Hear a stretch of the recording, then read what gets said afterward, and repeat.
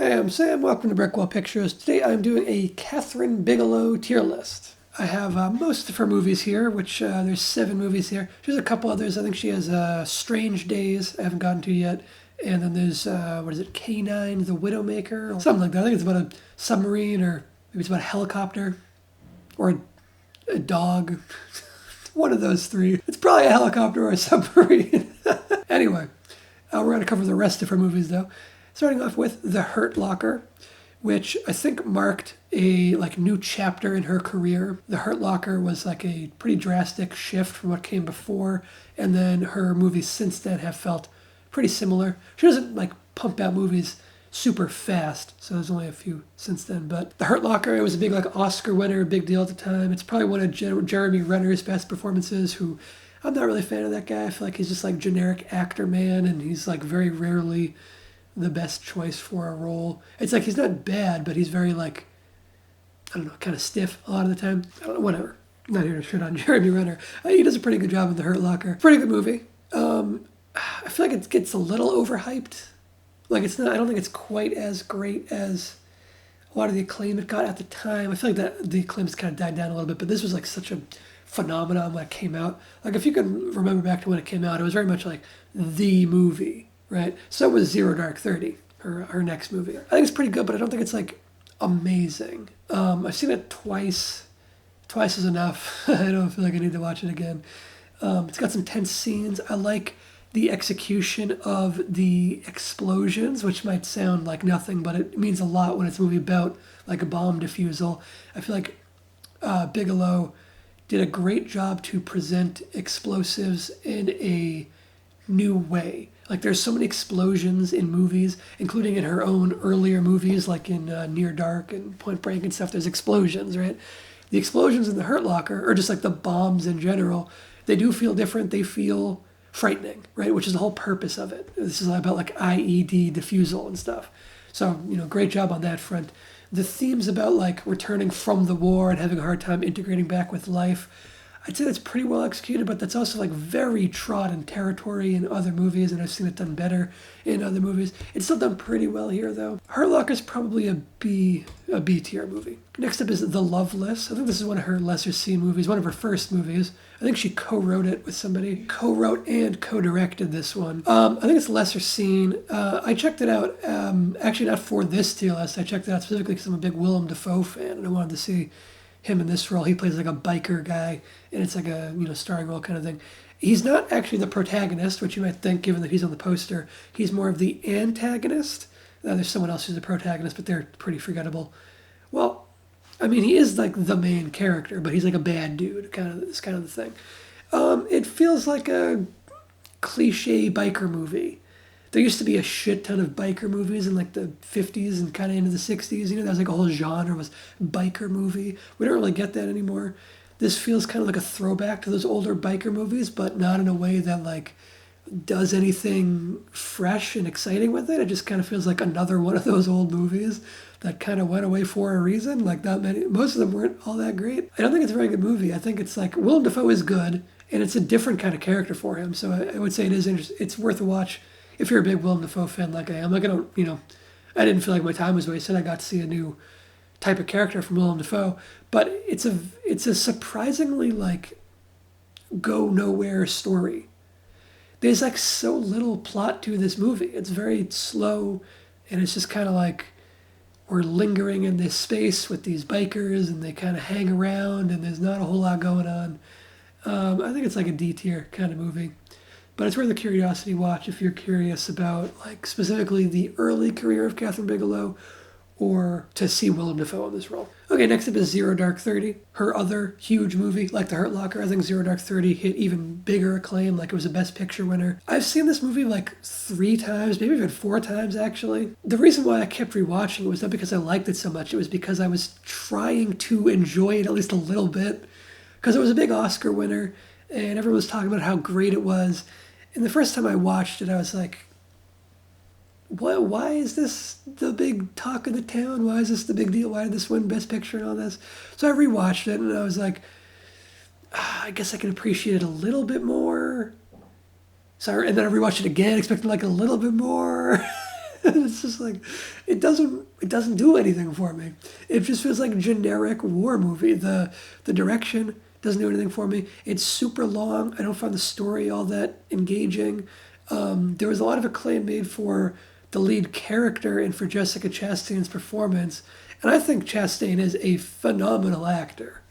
But I do not think this is one of her best roles. I think the character is so like flat. It's not an interesting character to me whatsoever. I don't think the subject matter is interesting. I mean, I think you could get an interesting movie out of the subject matter. I guess maybe it works better for you if you're like a fuck yeah America kind of person, which I'm not, or if you're like big into like army people doing missions. Like that doesn't really do anything for me. The most interesting aspects of it for me are the stuff it has to say about torture. I think is kind of interesting, but I feel like I've seen that explored better in other movies. And the stuff that it has to there's an interrogation scene that's okay, but when I watch that interrogation scene, I just find myself thinking, yeah, okay, it's an okay interrogation scene. And the reason why I highlight that specifically is because there's like two scenes. I guess there's a couple scenes, but one of the scenes that everyone talked about being great, and like one of the things why I rewatched after being not impressed the first time, was I kept hearing the night vision sequence was incredible, is what I kept hearing, and the interrogation scene was incredible, right? And so I rewatched it with a special focus on the interrogation scene, and it's like, okay, it's a pretty good interrogation scene, but it's like there are several better interrogation scenes on The Shield, the TV show The Shield. There are several better interrogation scenes on Homicide: Life on the Streets. It's like there are TV shows that have multiple better interrogation scenes, so it doesn't blow me away. It's not like it's like the pinnacle of interrogation scene. And then with the night vision sequence, maybe it was just overhyped the first time I saw it, because the first time I saw it, I was like, what is the big deal here? The second time I watched it, I'm like, okay, lower expectations. Same reaction. What is the big deal here? I don't understand why that was such a big deal, the night vision sequence in this movie. Everyone was like, it's like the best action sequence of the year, or it's the best, like, because it feels weird to even call it action because it's just really slow, methodical. I don't think it's bad at all, to be clear. I just don't get what the hype is about it. I think it's a perfectly competent, middle-of-the-road. It feels generic to me. It feels like a generic military kind of movie for me. I kind of feel like Sicario did everything Zero Dark 30 did way better.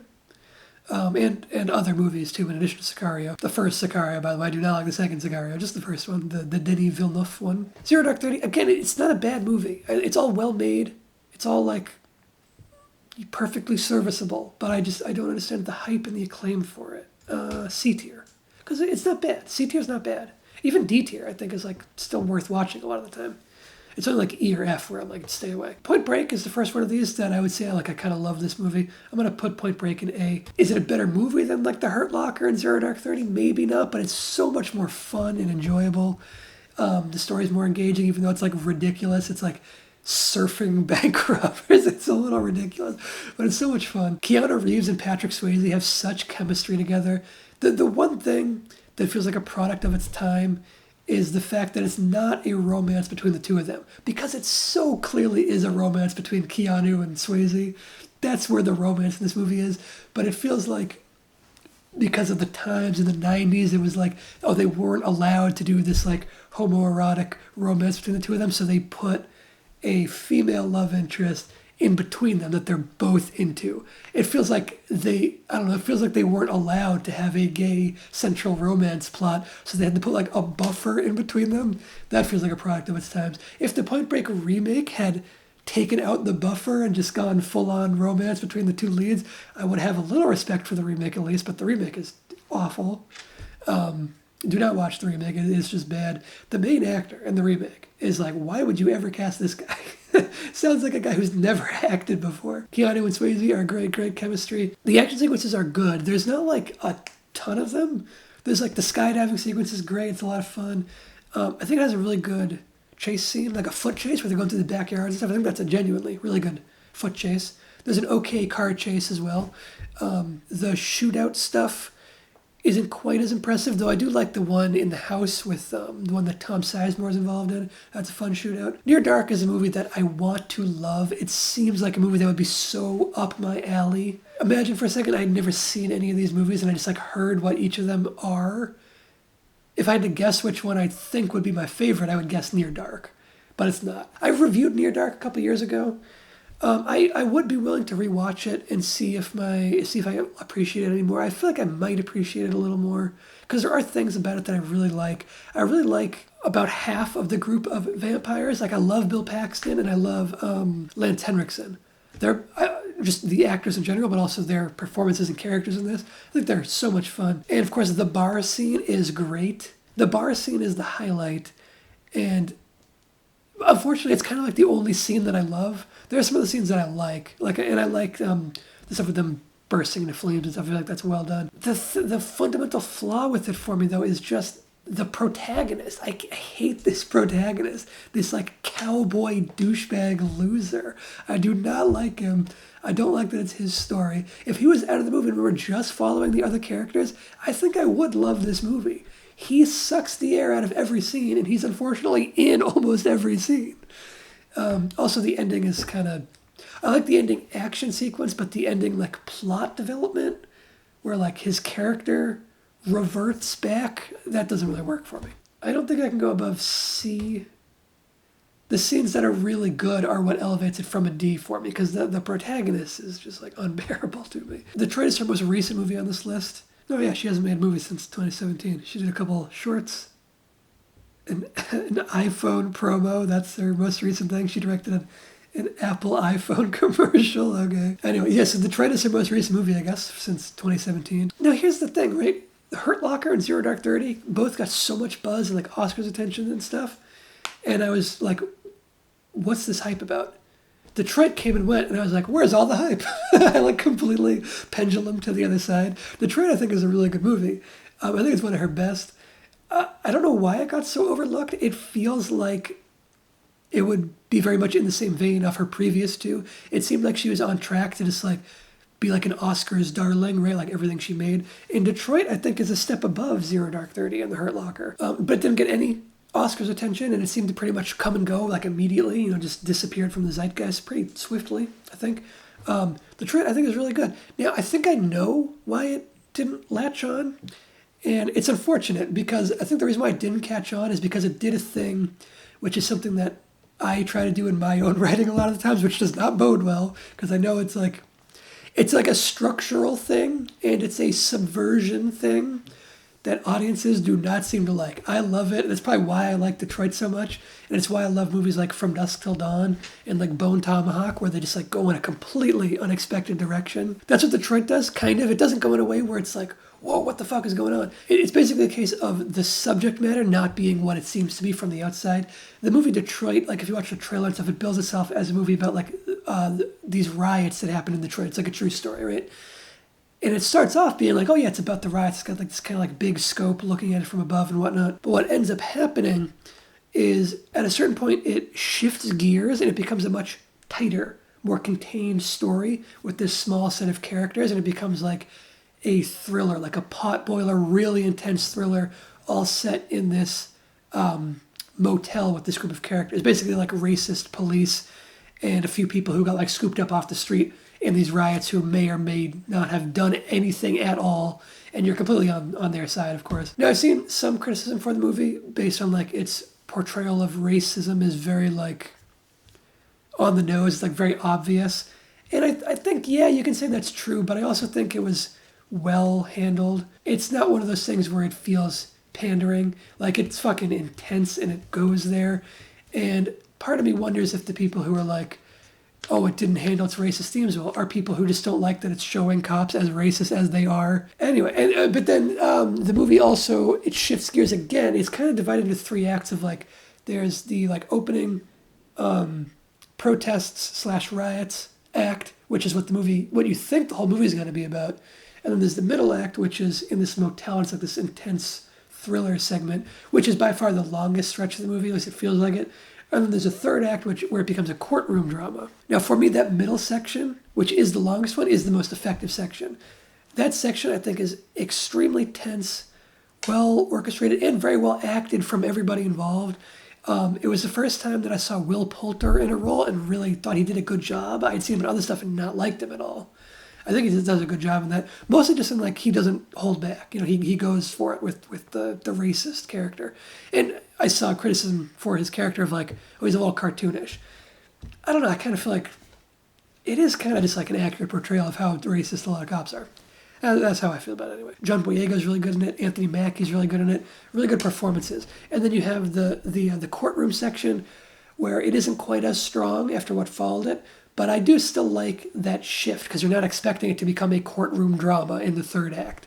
So I do like that. But it felt a little long though. That third act, it could have been compressed a little bit. It kind of feels like that should just be the denouement, right, after this middle section, but it ends up being like an entire another act of the movie. Anyway, I like Detroit a whole lot. I don't know if I would quite go A tier with it. I think I'm still going to go B tier. And I do like it a whole lot more than the Hurt Locker, so I might bring the Hurt Locker down. And I'm going to bring Zero Dark 30 down, and Near Dark down, and the Loveless down. And there we go. I unfortunately just bumped everything down a tier. But there we go. I think this is actually probably more accurate to how I feel about it. Not to be too negative, but, and like I said, D is still like worth watching. And last up we have Blue Steel, which is one of her earlier movies. It's a movie that feels like a director for hire kind of thing, which I think was the case. It also feels like a made-for-TV movie, even though it isn't really. It feels like a made-for-TV movie, or it kind of feels like a random episode plucked out of some cop show, right? It doesn't really feel like the story is enough to warrant being a movie, if that makes sense. Like, it's not really a big enough or special enough story. Like, it has no X factor. It has no, like, hook. It just feels like this could be an episode of any number of procedural cop shows. That's kind of the big thing with it, is it's such a minor work, like, from a story perspective. It's basically Jamie Lee Curtis is this, she's like a rookie cop. It's like her first day on the job, and her handgun gets stolen by a psychopath who then like stalks her and stuff. Or no, that might not be right. The guy might steal someone else's gun, but then he stalks her. It's pretty generic and pretty forgettable. It's all like decently well made. I think the guy playing the villain, I think he gives a pretty good performance, but his character isn't very believable. It's this weird kind of gray area of like crazy for the sake of being crazy, and also like a little too omniscient in the way it's like, oh, this guy's written. He doesn't feel like a real crazy person who would pull these things off. He feels like, you know. And the action isn't very memorable. It's not good. I think it's another D tier, unfortunately. But yeah, that's where we are. That's where our rankings are. I guess yeah. See, I do like Detroit, but I think its problems hold it back from being an A. I really like the middle section. I think I would give the middle section an A. No S tier though, which is fine. Not everyone needs to have an S tier. I would guess most people would rank Hurt Locker and Zero Dark 30 higher than I rate them. A lot of people might even go like all the way up to A and S tier with these two, but they just don't quite work for me. The whole like military genre just isn't really my kind of thing. Those movies need to be like really top tier to click with me, and these two don't. Near Dark seems like a movie I would love, and it unfortunately isn't. I do love the bar scene, but kind of just that one scene. Yeah. Well, that's where we rank Kathryn Bigelow's movies. Check out my other tier lists, and yeah, stick around Brickwall Pictures for more stuff. I'll see you next time. So long.